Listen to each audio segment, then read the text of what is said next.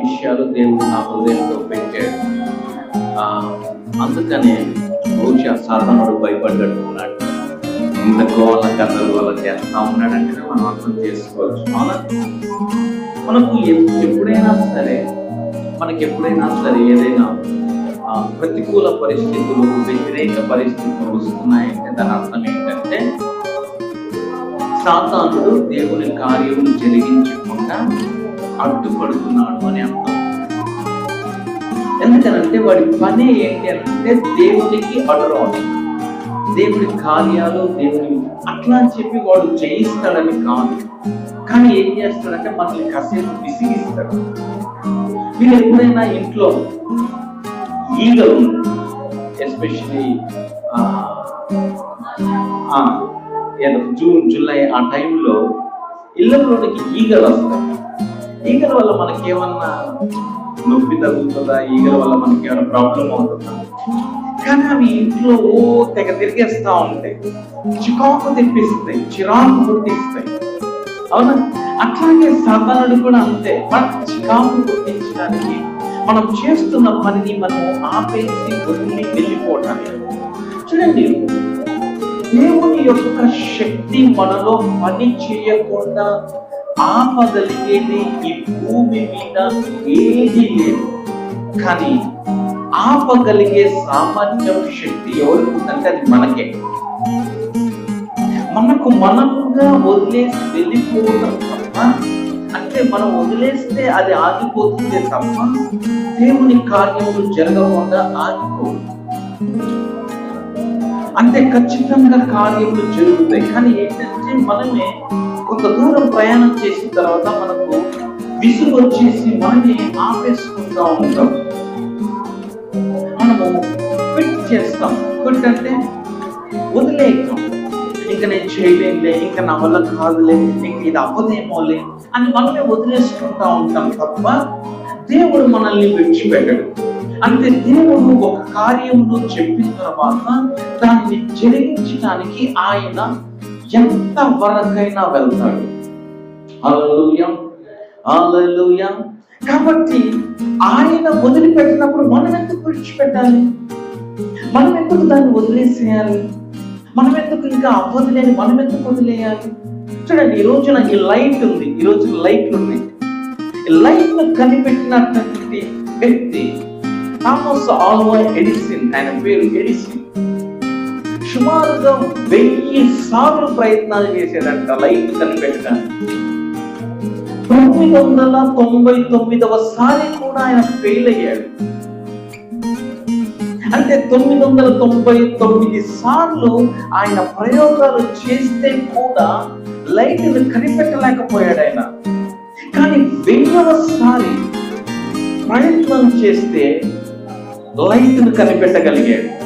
ఈ రోజున మనం ఇంత లైట్ లో మనము రాత్రి పూట కూడా మనము పగలు ఎట్లాగా ఉండగలుగుతున్నామో అట్లా ఉండగలుగుతున్నామంటే కారణం ఆ రోజున థామస్ ఆల్వా ఎడిసన్.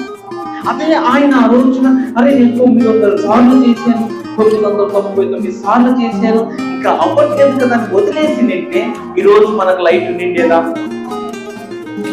అవునా కదా?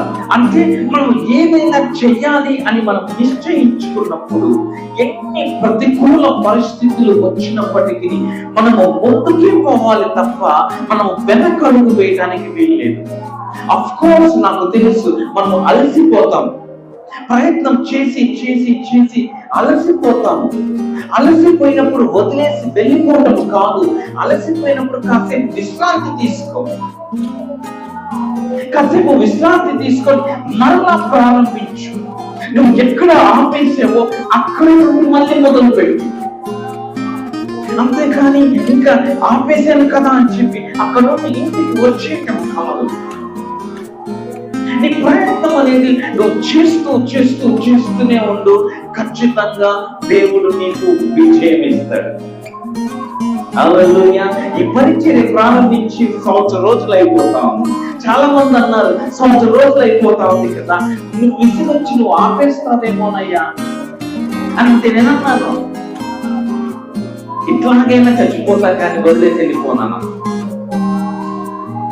ఎట్లాగైనా పోవటం నాకు ఇష్టమే కానీ వదిలేసి వెళ్ళిపోతే నువ్వు ఓడిపోయినట్టు అవుతాను. అవునా కాదా?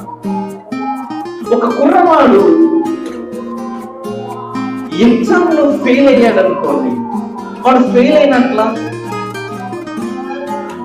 నిజమే, మార్కులు తక్కువ వచ్చాయి, ఫెయిల్ అయ్యాడు. కానీ ఫెయిల్ అయినట్లు కాదు. కానీ వాడు నిజంగా ఎప్పుడు ఫెయిల్ అయినట్లు తెలుసా? వాడు మళ్ళా సప్లీ రాయకపోతే వాడు నిజంగా ఫెయిల్ అయినట్టు. వాడు మళ్ళీ సప్లిమెంటరీ రాస్తే అంటే మార్చి పోతే సెప్టెంబర్ లో కూడా ఫెయిల్ అయ్యాడు అనుకోండి, మళ్ళీ మార్చి ఉంది.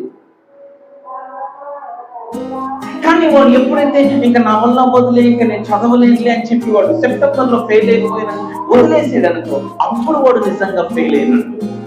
అంటే నీ ప్రయత్నము నువ్వు చేయడం ఎప్పుడైతే ఆపేస్తావో అప్పుడు నువ్వు నిజంగా ఓడిపోయినట్టు. అదే నువ్వు ప్రయత్నం చేస్తూ చేస్తూ చేస్తూ ఉంటే నువ్వు ఓడిపోయినట్లు కాదు. అందుకే ఆ తామసాలను ఏడిసి ఏమన్నాడు అంటే, నేను 999 సార్లు నేను ఓడిపోలేదు, లైట్ను కనిపెట్టడానికి అది మార్గము కాదని తెలుసుకున్నా అన్నాడు ఆయన. వదిలిపెట్టలేదు. వదిలిపెట్టింటే ఈ రోజు ప్రపంచం చీకట్లోనే ఉండిందేమో. అంటే నేనేం మాట్లాడటానికి ప్రయత్నం చేస్తా ఉన్నానంటే, దేవుడు మన కొరకు నిశ్చయించిన వాటిలోనికి మనము వెళ్ళకుండా సాతానుడు మనల్ని అడ్డగిస్తూ మనల్ని పదే మనల్ని ఏం చేస్తుందంటే ఆపడానికి ప్రయత్నం చేస్తూ ఉంటాడు. కానీ మనము వాడిని చూసి భయపడిపోయి ఆగిపోవడానికి వీల్లేదు, ముందుకే పోవాలి. హల్లెలూయా. అంతే కదండి, మీరు పంట వేసిన తర్వాత మీ పంటకు పురుగు పట్టాడో లేకుంటే గాలి వాన ఇవన్నీ వచ్చినంత మాత్రాన మీరు మొన్న మధ్యన చూసాం, పిట్టలు వచ్చేసి మీ పంటను తినేసేయి, వదిలేసేనా మీరు? ఎందుకు వదలలేదు? తింటే మహా అంటే ఎంత తింటది? పిట్ట కడుపు పిట్టే ఇంత ఉంటది, దాని కడుపు ఎంత ఉంటది? ఇంత ఉంటది. సరే, దేవుడు వాటికి కూడా ఆహారం ఇచ్చేది కదా, తింటే తింటాయేమో అవి. కానీ మీకు పంట ఇచ్చాను, వచ్చిందా లేదా? అదే మీరు వదిలేసేసి తింటే మొత్తం తినేసేవి పిట్టలు. కానీ నేనేం చేసిన పిట్టలు తోలేదు, తిన్నంత వరకు తినేసారు, తర్వాత తోలేసారు వాళ్ళు. వదిలిపెట్టి పంట నాక పిట్టలోకి తినేస్తా ఉన్నాయి, ఇంకేముంది నా పంట, ఇంకా నేనేం కాపాడుకోలేదు, నా వల్ల కాదు అని చెప్పి మీరు ఇంట్లో కూర్చుని తింటే మీకు పంట మిగిలేదా? ఉదాహరణకే చెప్తా ఉన్నాను. మరి అట్లాంటప్పుడు దేవుడు మీ కొరకు నిర్ణయించిన వాటిని ఎందుకు వదిలేస్తారు? దేవుడు మిమ్మల్ని పిలిచిన పిలుపు కొరకు మీ ప్రయాణంలో ఎందుకు ఆపి వెళ్ళిపోతారు? అతనుడు పెడతాడు, వస్తాడు ఈగల్లాగా, జోరీగల్లాగా వాడు చోట దగ్గర గిర్రం తిరుగుతా ఉంటాడు. కానీ వదిలేసి మనం వెళ్ళిపోవడానికి వీల్లేదు. హల్లెలూయా, హల్లెలూయా. ఇది నా ప్రసంగం కాదు, చెప్తున్నా నేను. సాతానుడు మనం ఎట్లా ఇబ్బంది పెడతాడు. ఓకే, సో ఇప్పుడు నా ప్రసంగంలోని వస్తాం. ఓకేనా? హల్లెలూయా, హల్లెలూయా. గత వారం మనము యేసును వెంబడించడం గురించి మనము నేర్చుకున్నాం. అవునా? యేసు ప్రభువారు, అవునా? ఒకసారి తీయండి. ఏది? మత్తయి సువార్త 4వ అధ్యాయం, అంతేనా? మత్తయి సువార్త 4వ అధ్యాయం 19వ వచనం, అంటే 18, 19.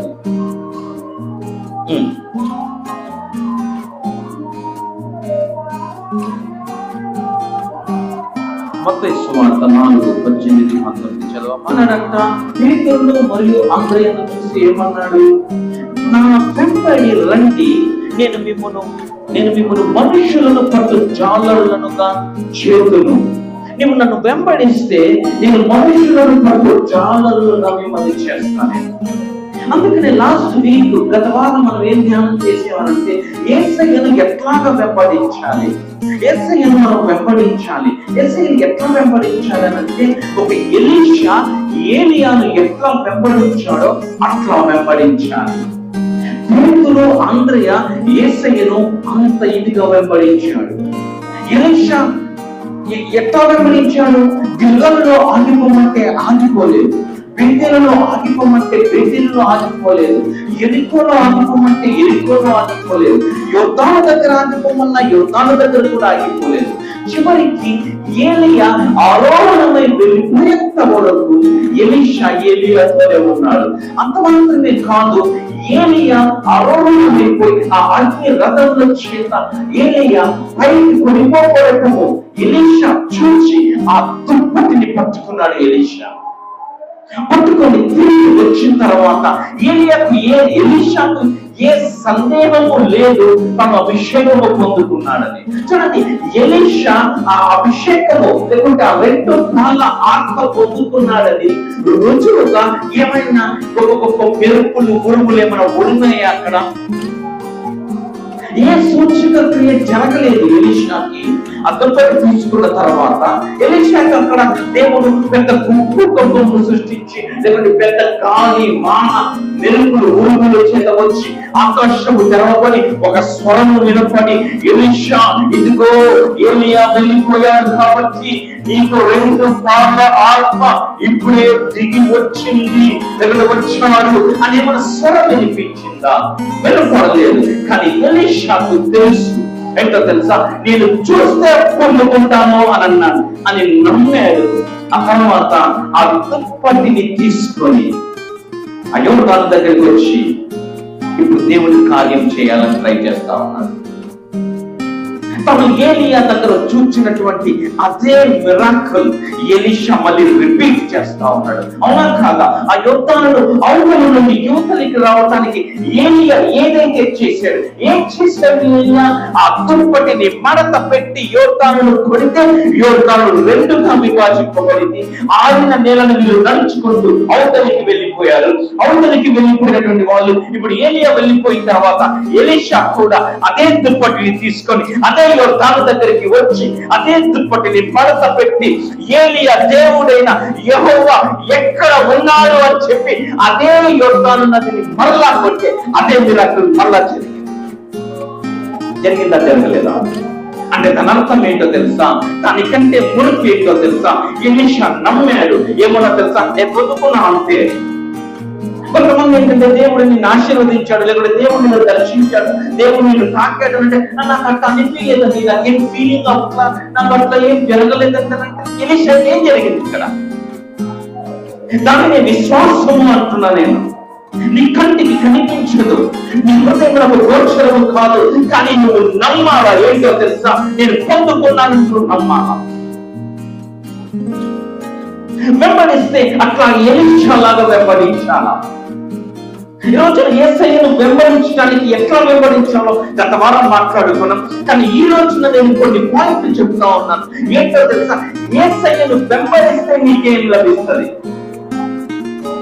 చాలా మంది అంటారు కదా, యేసయ్యను వెంబడిస్తే నాకేం వస్తుందన్నా, నాకేంటి? అవునా కాదా? యేసయ్యను వెంబడిస్తే ఏం పొందుకుంటాం మనం? యేసయ్యను వెంబడించడం ద్వారా మనకు లభించేటువంటి లాభాలు ఏంటి? లాభాలు లేకపోతే మనకు కలిగేటటువంటి ప్రయోజనాలు ఏంటి? ఈరోజు మనం మాట్లాడుకుందాం. అవి చాలా త్వరగా చెప్పడానికి నేను ప్రయత్నం చేస్తాను. హల్లెలూయా, హల్లెలూయా. Learning something. నేర్చుకుంటున్నారా ఏమైనా? Okay, let's dive into the word of God. దేవుని వాక్యంలోనికి మనము త్వరగా వెళ్ళిపోదాం. యేసు ప్రభువుని అనుసరించడం ద్వారా, యేసు ప్రభువుని వెంబడించడం ద్వారా మనం పొందుకునేటటువంటి మొట్టమొదటి ప్రయోజనం, ఉపయోగం ఏంటో తెలుసా? ఆయన దగ్గర నుండి మనము మన పాపములకు మనము పరిహారం పొందుకున్నాం. లేదంటే ఆయన మన పాపముల నుండి ఆయన మనల్ని విమోచిస్తారు. మన పాప రోత బ్రతుకుల నుండి ఆయన మనల్ని రక్షిస్తాడు. He forgives your sins and offers you eternal life. ఆయన నీ పాపములను క్షమించి నీకు నిత్య జీవమును ఇస్తాడు. నువ్వు యేసయ్యను వెంబడిస్తే నీకు లభించే మొట్టమొదటి ఉపయోగము, బెనిఫిట్ ఏంటో తెలుసా? ఆయన నీ పాపములను క్షమించి నీకు నిత్య జీవమును ఇస్తాడు. ఏ భేదము లేదు, అందరూ పాపం చేసి దేవుడు అనుగ్రహించి మహిమను కోల్పోయాం మనం. అన్న నాలో పాపము లేదన్నానంటే, నీలో పాపము లేదని నువ్వు అంటున్నావు అన్నానంటే ఏదో తేడా ఉందండి. ఎందుకంటే పాపము లేని మానవుడు అంటూ ఎవరు లేరు. అది ఎక్కడి నుండి వచ్చిందంటే మనం చేసే క్రియల వలన వచ్చింది కాదు పాపము. పాపము మన పితరుడైనటువంటి ఆదాము ద్వారా మనలో ఆ బీజము నాటబడింది, పాపము బీజం. అంతేకాని మనం చేసే క్రియలను బట్టి కాదు. అంటే మనం పాపం చేయట్లేదన్నా అంటే మనం చేసే క్రియలు అవి పాపం కాదని కాదు. పాపానికి వచ్చే రిఫ్లెక్షన్స్ అవి. నువ్వు నీలోన ఆ పాప స్వభావం ఉంది కాబట్టి నువ్వు ఆ పాప పనులు చేయడానికి వెళ్తా ఉన్నావు. నేను మీకు మొన్న చెప్పినట్లున్నా, నేను చిన్న పిల్లలు దేవుని లాంటి వాళ్ళండి. చిన్న పిల్లలు దేవుని స్వభావం ఉంటుంది, వాళ్ళలో ఏం పాపం ఉంటదండి అన్నది నేను చూపించాను. మొన్న చూపించాను, అవునా కదా? పిల్లల్లో కూడా పాపం ఉంటది. వాళ్ళకి ఏం తెలుసు? సంవత్సరం రోజుల పాపం, ఒక చిన్న సంవత్సరం రోజుల పాపం బాబు తీసుకోండి. ఇప్పుడు వారి పక్కన ఎవరినైనా ఇంకొక చిన్న బాబుని ఎత్తుకోండి, వాడు ఆడ పక్కన ఉన్నప్పుడు వాడి పక్కన ఇంకొక బాబు, చిన్న బాబుని ఎత్తుకొని వీడు ఏం చేస్తాడు? ఏడుస్తాడా? ఎడవడా? వీళ్ళు ఎత్తుకోమని అంటే దాన్ని ఏమంటారు? ఈర్ష్య అంటారా అనరా? మనకి పెట్టకుండా మనం తింటా ఉంటే వాడు ఏడుస్తూ ఉంటాడు. దాని అర్థం ఏంటి? నాకు ఎందుకు పెట్టమని. ఎవరు నేర్పించారు వారికి? సంవత్సరం రోజుల పిల్లడికి ఎవరు నేర్పించారు? అంటే దాని అర్థం ఏంటో తెలుసా? అది స్వతహాగా మన పుట్టుకలోనే ఉంది. దానిని దేవుడు క్షమించాడు, దానికోసం యేసయ్య రక్తం కార్చాడు. దాని ద్వారా ఏమవుతుందనంటే ఆ పాపములు క్షమించబడి ఆయన రక్తంలో మనం కడుగబడిన తర్వాత ఏమవుతుందంటే ఇక పాపము క్రియలు మనం చేస్తాం, చూసామా? అవి మనం చేయలేము. ఎందుకంటే ఆ స్వభావం లేదు కదా. ఆ స్వభావాన్ని తీసేసినప్పుడు ఇక మనం పాపం ఎట్లా చేస్తాం? అంటే దేవుడు ఏం చేస్తున్నాడు అంటే నీలో నీ ఆదాము దగ్గర నుండి నీలోనికి వచ్చిన ఆ పాపమును తుడిచేస్తున్నాడు ఆయన. పాపములు కాదు, పాపము. గుర్తుపెట్టుకోండి. అందుకనే 103వ కీర్తన 3వ వచనంలో ఒక మాట రాయబడి ఉంటుంది. 103వ కీర్తనలో 103వ అధ్యాయం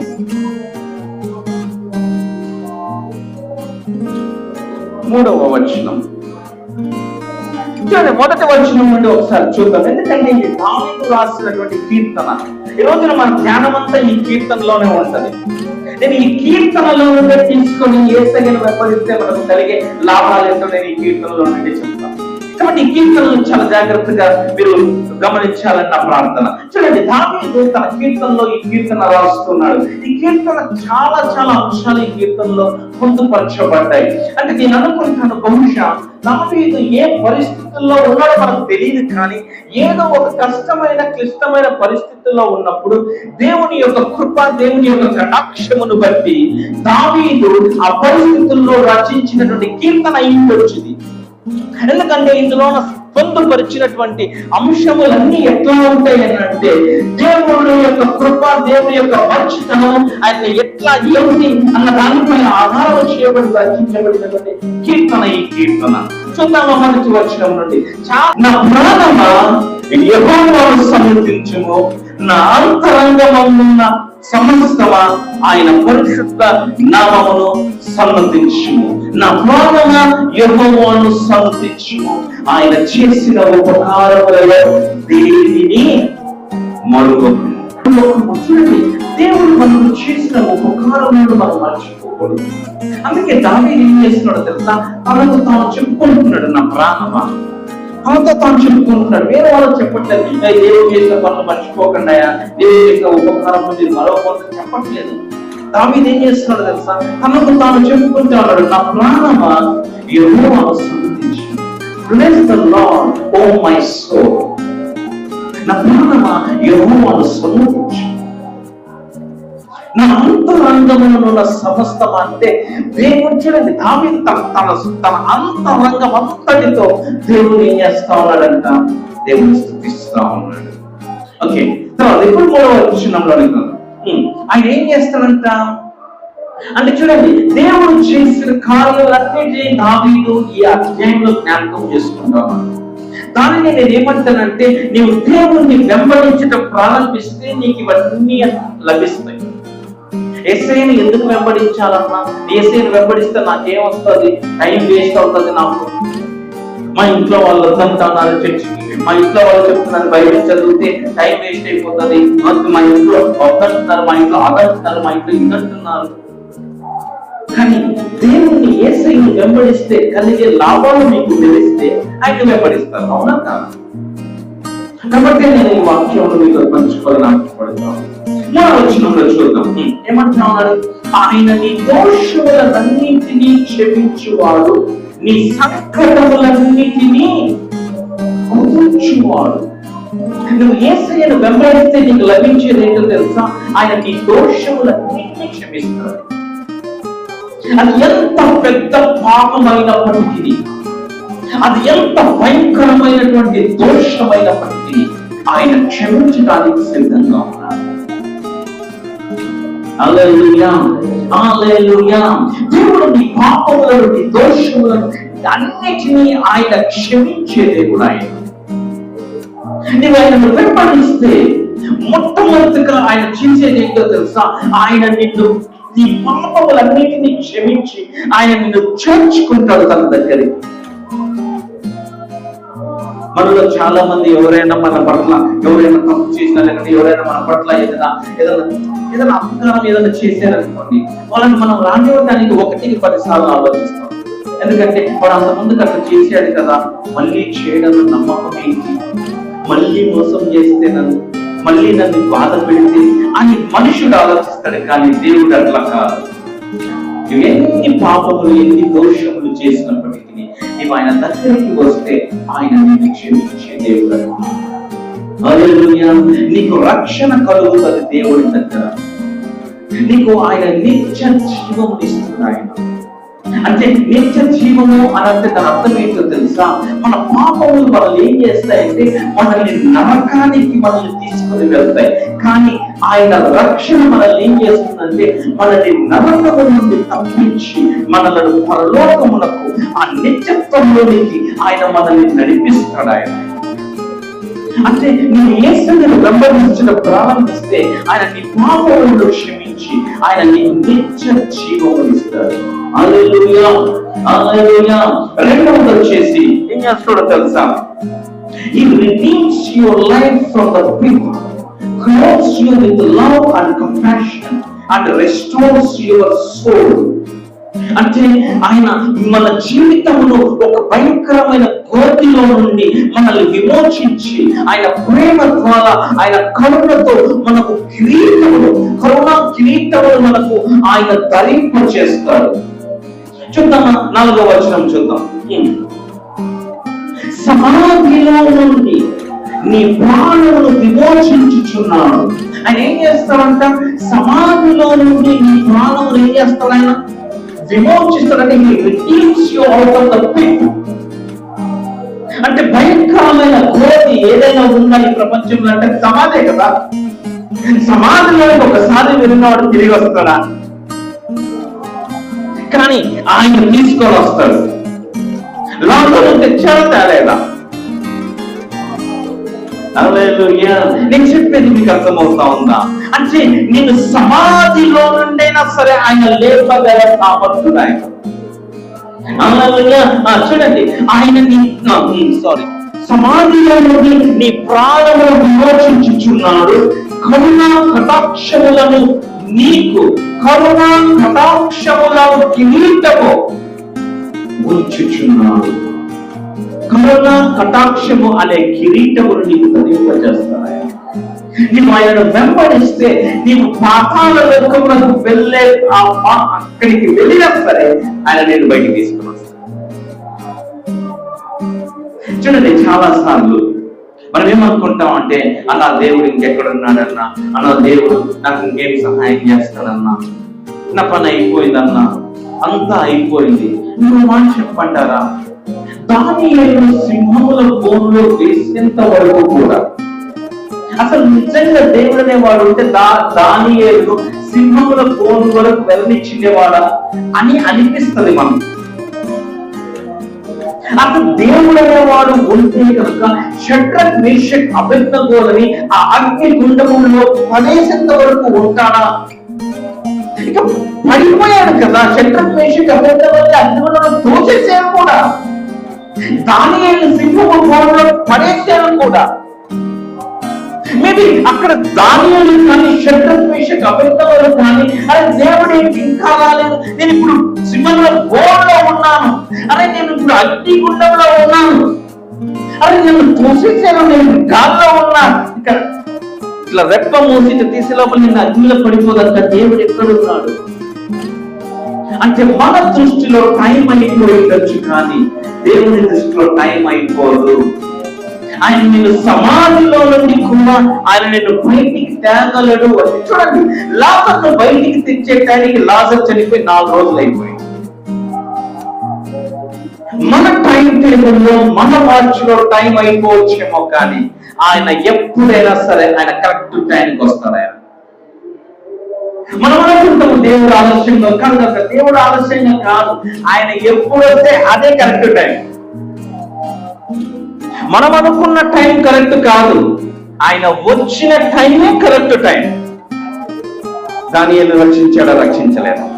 షడ్రక్ మేషక్ అబేద్నెగోల్ని రక్షించాడా? రక్షించలేదా?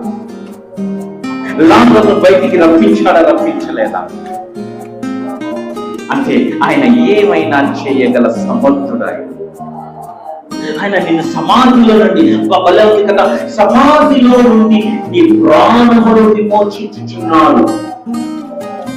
నీ ప్రాణములు విమోచిస్తే, నువ్వు యేసు మీద వెంబడిస్తే ఆయన నీ ప్రతి యొక్క భయంకరమైన పరిస్థితుల్లో నుండి కూడా ఆయన నిన్ను బయటికి తీసుకొని వస్తాడు. హల్లెలూయా. అంత మాత్రమే కాదంట, ఆయన ఏం చేస్తాడనంట, ఏం చేస్తాడు, కరుణ కటాక్షములను నీకు కిరీటముగా ఉంచు. కరుణ కటాక్షములను నీకు కిరీటముగా ఉంచువాడు ఆయన. నీకు ఒక కిరీటం లభిస్తుంది. హల్లెలూయా, హల్లెలూయా. 3వ పాయింట్ నేను త్వరగా చెప్పి ముగిద్దాం అనుకుంటా ఉన్నాను, అందుకని త్వరగా. దేవుని చిత్తం అయితే నెక్స్ట్ వీక్ ఇది లేకపోతే వీటన్నిటిని ఇంకా బాగా లోతుగా వివరిస్తాను. యాక్చువల్లీ లోతుగా వివరిద్దాం అనుకున్నాను, కానీ సాతానుడు మనల్ని ఇబ్బంది పెడతా ఉన్నాడు. ఓకే, 3వది వచ్చేసి he satisfies your desires with good things. His blessings are tailor made for you. చూడండి 5వ వచనం, పక్షిరాజు యవనము వలె నీ యవనము కొత్తగా కూర్చుండునట్లు మేలుతో నీ హృదయమును తృప్తి పరచుచున్నాడు. మేలులతో నీ హృదయం తృప్తి పరచువాడు ఆయన. అంటే నీ హృదయంలో నువ్వు ఆశించిన ప్రతిదీ కూడా ఆయన నీకు అనుగ్రహిస్తాడు. పక్షిరాజు యవనము వలె నీ యవనము కొత్తగా కూర్చుండునట్లు. దాన్ని ఏమంటారంటే పక్షిరాజు యవ్వనము వలె, అంటే దాన్ని మళ్ళీ ఏం చేస్తుంది తెలుసా, దాని యవ్వనాన్ని మళ్ళీ అది ఏం చేస్తుంది తెలుసా, మళ్ళా దాన్ని పునరుద్ధరించుకుంటది. అట్లాగా నీ యవ్వనము, లేదంటే నీ హృదయంలో నువ్వు కోరుకున్న వాటన్నిటిని మరలా ఆయన నూతన పరుస్తాడు. నీ హృదయ వాంఛలన్నిటిని ఆయన తీరుస్తూ ఏమన్నాడు అక్కడ, ఏమన్నాడు, మేలుతో నీ హృదయమును తృప్తి పరచుచున్నాను. He satisfied your desires with good things. మంచి వాటి చేత ఆయన నిన్ను తృప్తి పరుస్తాడు. ఆయన నువ్వేమనుకుంటున్నావో తెలుసా, దేవుడు నాకేది మంచిది ఇవ్వదన్నా, దేవుడు నాకేం మంచి చేయడు, దేవుడు అవునా, కానీ ఆయన నీకు మేలులతో ఆయన నిన్ను తృప్తిపరుస్తాడు. బహుశా అది ఆయన నీకు ఇవ్వట్లేదంటే దాని అర్థం ఏంటో తెలుసా, అది నీకు మంచిది కాదేమో. చిన్నపిల్లలు వెళ్ళిపోయి ఏది పడుతుంది అడిగితే మనం ఇచ్చేస్తామా? ఇస్తామా? కత్తి ఉంటుంది ఇంట్లో, కిచెన్ లో కత్తి ఉండదు, అవునా? వంటగదిలో కత్తి ఉంటుంది, కత్తితో కూరగాయలు తవ్వుకుంటాం, కత్తితో చాలా మంచి పనులు చేయొచ్చు. ఇంట్లో చిన్నపిల్లలు వచ్చి నాకు కావాలి కత్తి, నాకు కత్తి వంటి ఇచ్చేస్తామా? ఎందుకు ఇవ్వట్లేదు కాబట్టి మా మమ్మీ చెడ్డది, ఇవ్వట్లేదు కాబట్టి మా డాడీ చెడ్డోడు, ఏమి ఇవ్వట్లేదు నాకు కత్తి ఇవ్వట్లేదు.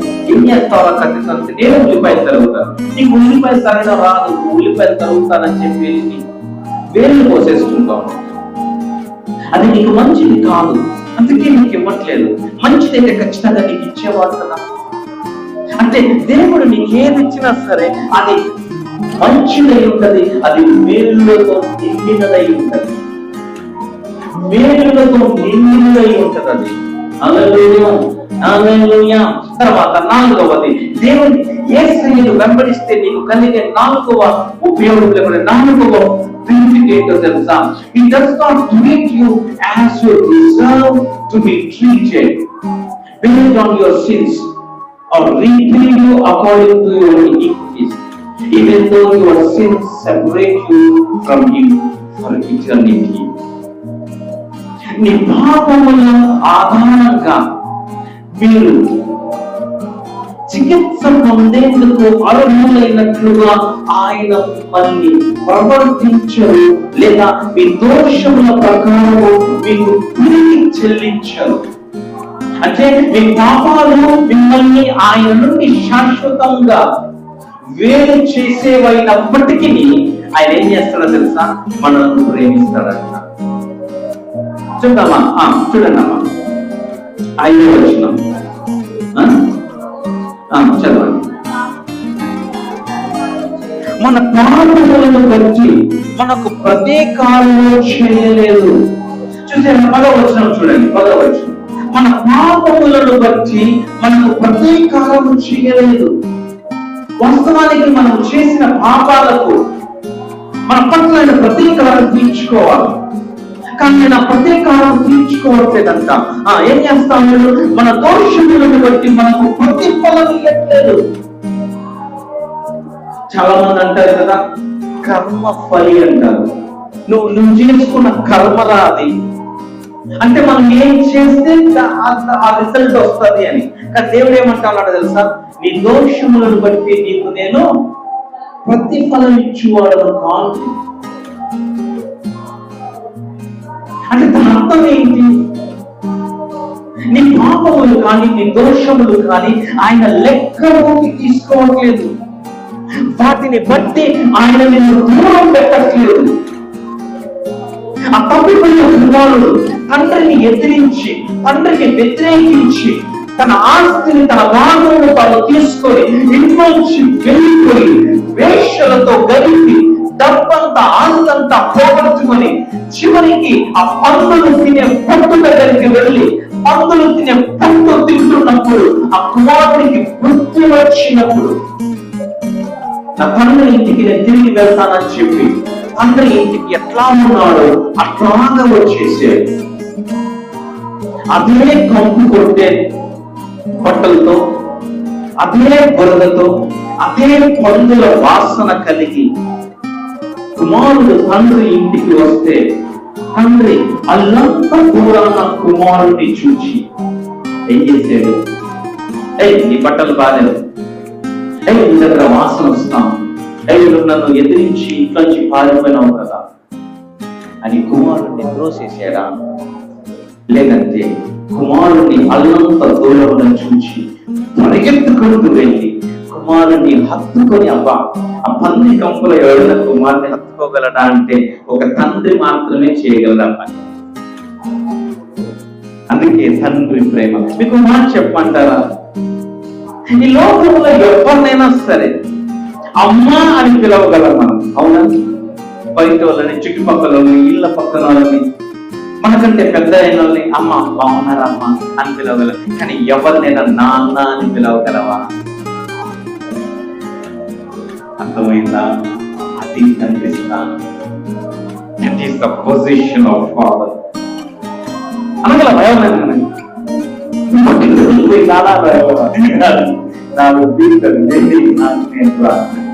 అవునా కాదు? ఆ ప్రేమ ఒక తండ్రి మాత్రమే చూపి అంత కంపు కొడుతూ అంత వ్యతిరేకించి తండ్రిని వదిలిపెట్టి వెళ్ళిపోయిన కుమారుని చూడగానే తండ్రి పరిగెత్తుకొని వెళ్ళి మెడ మీద పడి ఒట్టు పెట్టుకున్నాడు. తండ్రికి కప్పు కొట్టలేదా? కొట్టదు. అంత ప్రేమైన తర్వాత వెంటనే ఏం చేశాడు? కాళ్ళకు చూపులిచ్చాడు. కొత్త వస్త్రం తీసుకుని వచ్చి కుమారుడికి కప్పి తన చేతిలో ఉన్న ఉంగరాన్ని తీసుకొడుతూ మళ్ళా ఆ ఉంగరం పెట్టాడు. అవునా కాదా? ఆయన నీ దోషములను బట్టి, నీ అతిక్రమములను బట్టి ఆయన నిన్ను దూరంగా పెట్టేవాడు కాదు. నువ్వు ఆయన దగ్గరికి వస్తున్నావు అని తెలిస్తే చాలు, నువ్వు ఒక్క అడిగేసి లోపల ఆయన 10 అడుగులు వేస్తాడు. నేను చెప్తున్నా, నీవు దేవుని ప్రేమ అర్థం చేసుకోగలిగితే ఈరోజు నుండి ఆయన వెంబడించడం మాను. నువ్వు ఒక్కడికి ఆయన కోసం, నీకోసం 10 అడుగులు వేస్తాడు ఆయన. వేసే సమయంలో కూడా కల్లువరి శిలువ వరకు పత్రికలో రాయబడి ఉంటుంది కదా, తన సొంత కుమారుని ఇవ్వడానికి వెనుతీయని వాడు. మరి నిశ్చయముగా ఇవన్నీ మనకెందుకు అనుగ్రహించింది. హల్లెలూయా, హల్లెలూయా. ప్రియమైన దేవుని బిడ్డలారా, నీ దోషములను, నీ సంకటములను బట్టి ఆయన నీ పట్ల ప్రతీకారం తీర్చుకోవట్లేదు. ఆయన వాటిని బట్టి నీకు ప్రతిఫలం ఇవ్వట్లేదు. ఆయన మంచి తనమును బట్టి మాత్రమే. హల్లెలూయా, హల్లెలూయా. తర్వాత 5వ పాయింట్ చూద్దాం. 12వ వచనం చూడండి. 12వ వచనం, ఆయనను వెంబడిస్తే ఆయన ద్వారా నీకు కలిగేది బెనిఫిట్, ఇంకొక బెనిఫిట్ ఏంటో తెలుసా? 12వ వచనం, పడమటికి తూర్పు ఎంత దూరమో ఆయన మన అతిక్రమములను మనకు అంత దూరపరచి ఉన్నాడు. ఏంటంటే తూర్పుకు పడమలకు ఎంత దూరమో ఆయన మన అతిక్రమములను మనకు అంత దూరపరిచి ఉన్నాడు.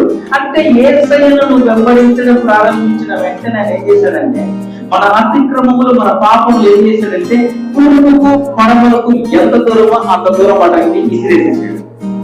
కానీ మనం ఏం చేస్తాం?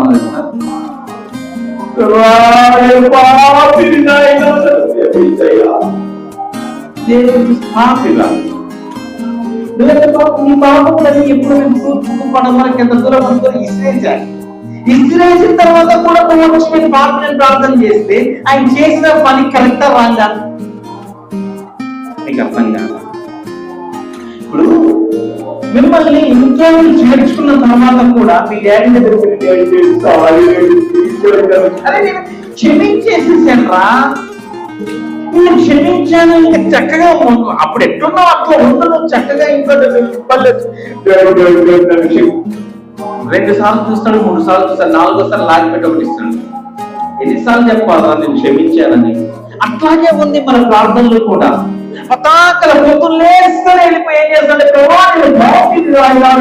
క్షమించు నాయనా, నీ రక్తంతో నన్ను కడిగి నన్ను క్షమించు. ఏంటంటే దేవుడు నీ కోసం ఆల్రెడీ చేసేది నీ ఆయనకు గుర్తులేని నువ్వు ఎందుకు గుర్తు చేస్తున్నావు? నీకు అడుగుతా.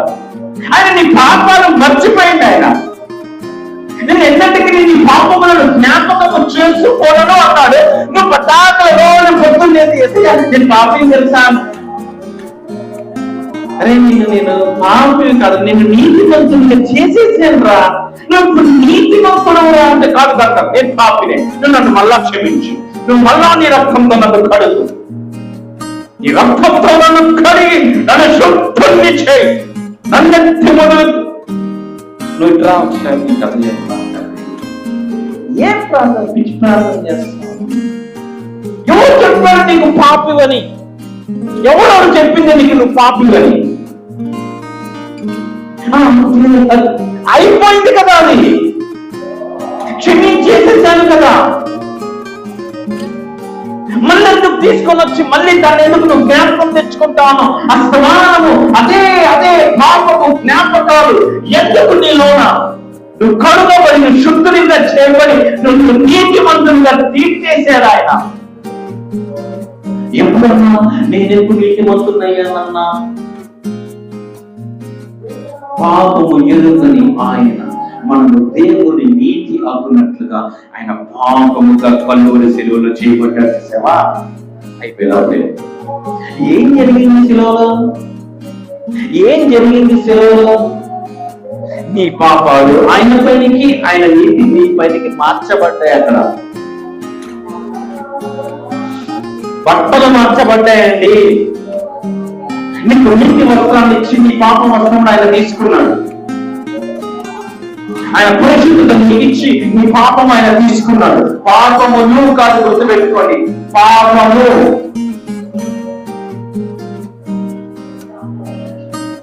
నీ అనారోగ్యము తీసుకొని ఆయన ఆరోగ్యం నీకు ఇచ్చాడు. నీ పేదరికము తీసుకొని ఆయన ఐశ్వర్యము నీకు ఇచ్చాడు. నీ బానిస బతుకు తీసేసి ఆయన తన కుమారత్వమును నీకు ఇచ్చాడు. జీవనదే మాట్లాడబడుతుంది. మనుషులందరిలో ఆయన జ్యేష్ఠుడన్నట్లుగా మనలందరినీ సహోదరులుగా పిలుచుకున్నాడంట ఆయన.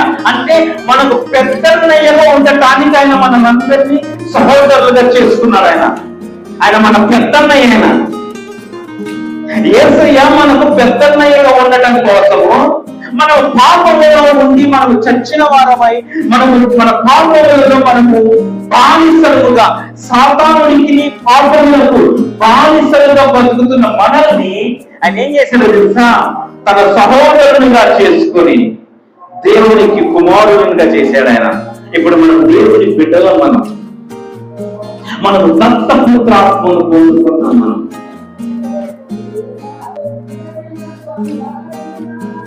ఇంకెప్పటికీ అట్లాంటి పిచ్చి ప్రార్థన చేయొద్దాను.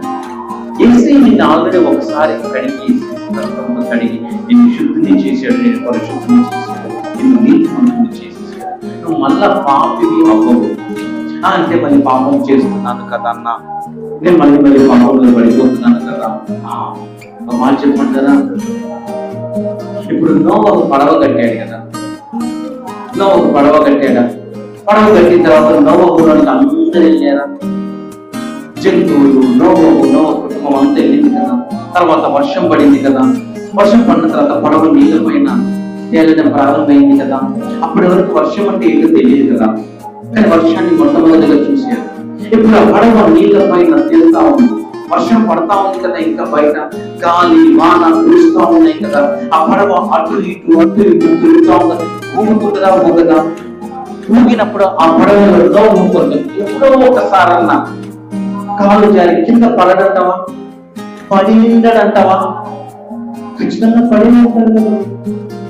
ఉన్నంత మాత్రాన నోవహు నీళ్ళలో పడిపోయాడా, పడవలో పడ్డాడా? అవునా కదా? మనము క్రీస్తు యేసులోనికి వచ్చాము. మీకు అర్థమవుతుందా? మనం యేసు ప్రభు అని మన నోటితో ఒప్పుకొని మన హృదయంలో విశ్వసించినప్పుడు మనం ఏమయ్యామంటే మనం యేసయ్యలోకి వచ్చాం. మనం ఇప్పుడు యేసయ్యలో ఉన్న మనము పడిపోయామనుకో, ఎక్కడ పడతాం? యేసయ్యలోనే పడతాం కదా, బయట పడదు కదా మనము. అప్పుడు ఏం చేస్తారు? యేసయ్య మరలా మనల్ని. అందుకే ఏమన్నాడు తెలుసా? నీతిమంతుడు 7 బారులు పడినడు మరలా వాడు ఏం చేస్తాడంట? తిరిగి లేస్తాడు. ముందు కావాల్సింది ఏంటో తెలుసా? నువ్వు నీతిమంతుడు అవటం కావాలి.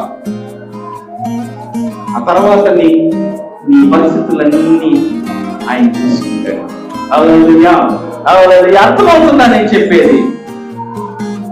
ఈరోజు నేర్చుకుంటున్నారా? ఏమైనా ఎన్ని అవరోధాలున్నా దేవుడు వాక్యం పైనే ఉంది కదా మీ దృష్టి. ఓకే, చివరి పాయింట్ నేను చెప్పి ముగిస్తున్నాను. ఓకేనా? 11వ వచనం. 11వ వచనం చూద్దాం. 103వ కీర్తన 11వ వచనం. భూమి కంటే ఆకాశము ఎంత ఉన్నతముగా ఉన్నదో ఆయన యందు భయభక్తులు గలవారి ఎడల ఆయన కృప అంత అధికముగా ఉన్నది. యేసయ్యను నువ్వు వెంబడిస్తే నీకు కలిగేది ఏంటో తెలుసా? కృప. కృప కృప అంటే అర్థం ఏంటో తెలుసా? కృప అంటే ఏంటో తెలుసా? అర్హత లేకపోయినప్పటికీ అర్హత కలిగి ఉండటాన్ని కృప అంటారు. ఇప్పుడు మామూలుగా పాస్ మార్కులు ఎన్ని? పరీక్షల్లో 100కి 100 మార్కులు ఎగ్జామ్ రాసేటప్పుడు పాస్ మార్కులు ఎన్ని? 35 మార్కులు వస్తే పాస్ అయినట్టు. అవునా కాదు? 100కి ఇప్పుడు మన 10వ తరగతి వాళ్ళు పరీక్షలు రాశారు. ఎన్ని మార్కులు వస్తే పాస్ అయినట్లు? వాళ్ళు 35 మార్కులు తెచ్చుకుంటే చాలు పాస్ అయిపోతారు. కానీ 34 మార్కులు వచ్చినాయి అనుకోండి, వాడు పాస్ అయినట్ట ఫెయిల్ అయినట్ట? 34 పాస్ మార్కు 35, కానీ వాడికి 34 వచ్చినాయి. వాడు పాస్ అయినట్ట ఫెయిల్ అయినట్ట? ఫెయిల్ అయినట్టే. కానీ అట్లా 34 మార్కులు వచ్చి అన్ని సబ్జెక్ట్ లో పాస్ అయి ఒక సబ్జెక్ట్ లో 34 వచ్చి ఫెయిల్ అయితే వాళ్ళకి ఏం చేస్తారో తెలుసా? Grace mark. గ్రేస్ అంటే కృప.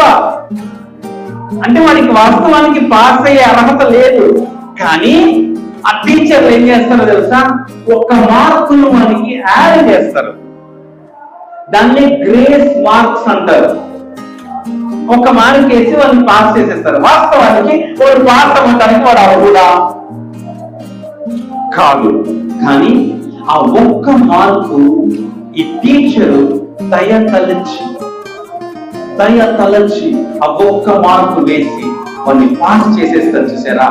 దాన్ని కృప అంటారు. అంటే మనకు అర్హత లేదు, దేవుణ్ణి అబ్బా తండ్రి అని పిలిచే అర్హత మనకు లేదు, కానీ ఆయన కృప ద్వారా మనకు ఇప్పుడు అబ్బా తండ్రి అని ఆయనను పిలిచే భాగ్యం మనకి ఇచ్చారు.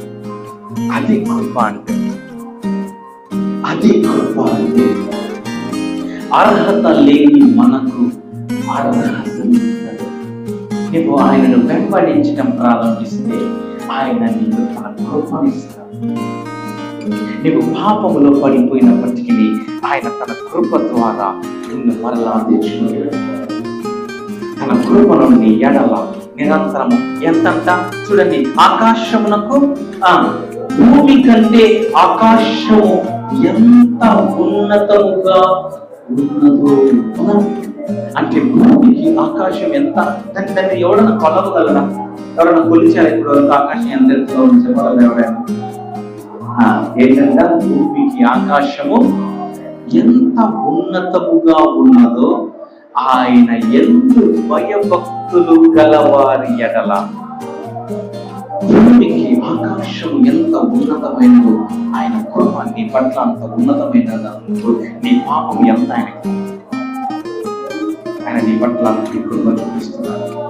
నీవు ఆయనను వెంబడిస్తే నీ పాపములను కడిగి నేను శుద్ధీకరించి నీవు పడిన కోర్టులో లేకపోతే ఈ ప్రతి దీన పరిస్థితుల్లో నుండి ఆయన లేవనెత్తి ఆయన కరుణ కటాక్షంగా కిరీటములను అనుగ్రహించి ఆయన తన కృపను నీ ఎడలో విస్తరింపచేసి నీ దోషములను బట్టి నీ పట్ల ఆయన ప్రతీకారం తీర్చుకోకుండా నీకు ఆయన నీ దోషములను బట్టి ఆయన ఫలం ఇవ్వకుండా, అంటే దోషముల వచ్చేటది ఫలము ఇవ్వకుండా ఆయన తన ప్రేమ చేత నీ పట్ల అంత గొప్ప ఉన్నతమైన కృపను ఆయన నీ పట్ల కనపరుస్తాడు. వెంబడిస్తావా? యేసయ్యని వెంబడిస్తావా? లేదంటే ఆ చిన్న పాపము, ఆ చిన్న ఇది నిన్ను అడ్డుపడేసి నిన్ను దేవుని దగ్గరికి రానివ్వకుండా చేస్తా ఉంటా. ఆ పాపం ఏదైనప్పటికీ ఈ రోజు దాన్ని ఒప్పుకొని విడిచిపెట్టేసేస్తే ఆయన నిన్ను క్షమించడానికి రెడీగా ఉన్నాడు. నువ్వు ఒక్క అడుగేస్తే ఆయన నీకోసం 10 అడుగులు వేస్తాడు. హల్లెలూయా, హల్లెలూయా, హల్లెలూయా. మరి అర్థం ఆశీర్వదింపబడ్డారా? దేవుని వాక్యం అర్థమైందా మీకు? దేవుని వాక్యం మీకు అర్థమైతే ఆయనను వెంబడించండి, ఆయన కృపను